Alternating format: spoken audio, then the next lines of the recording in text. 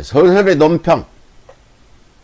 추미애 장관으로 끝이 아닐 적폐들의 상습 전략 이제 종식시켜야 한다. 대한민국 병사라면 누구나 누릴 수 있는 병가연장을 빌미로 추미애 장관에 대한 적폐들의 총공세가 연일 끊이지 않고 지속되고 있습니다. 그리고 대한민국 국민이라면 그 누구라도 짐작할 수 있듯이 취소한 검찰개혁이 지속되는 한 더 나아가서는 추미애 장관이 법무부를 지키고 있는 한 적폐들의 집중공세는 계속될 수밖에 없다 할 것입니다. 그런데 무엇보다도 문제인 것은 조국 전 장관의 전례에서도 이미 경험했듯이 수구 언론들의 허위 보도 공세로 말미암은 여론 조작이 어제 오늘만의 문제가 아닌 수구 적폐 세력들의 상습적인 국민 기만 전략이라는 것입니다.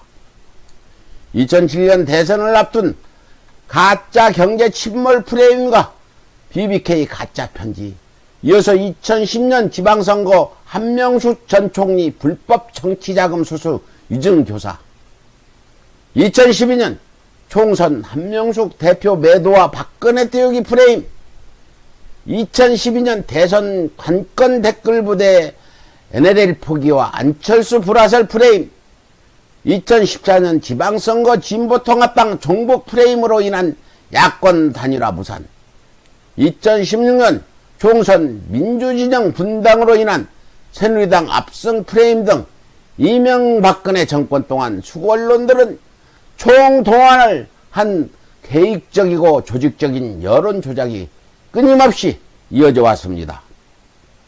이처럼 간악한 수구 적폐들의 정치 공작은 박근혜가 탄핵된 이후에도 더욱더 교활하고 악랄해졌습니다.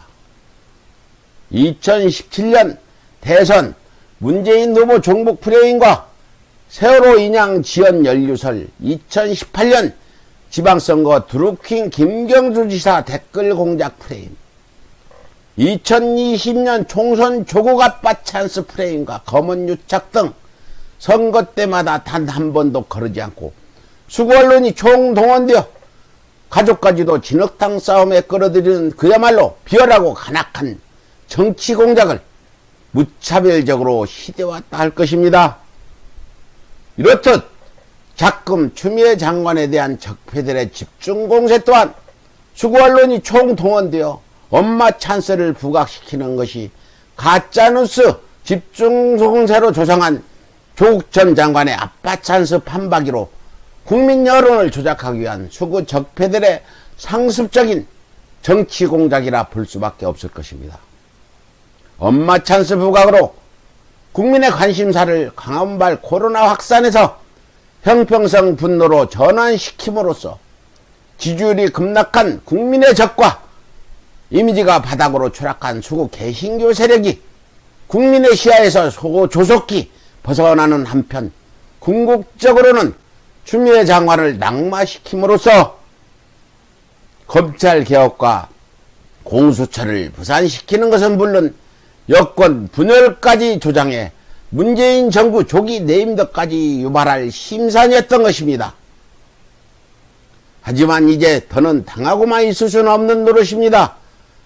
국민 기만 사기범 이명박의 지지율이 바닥을 쳤음에도 불구하고 박근혜가 어떻게 당선될 수 있었습니까?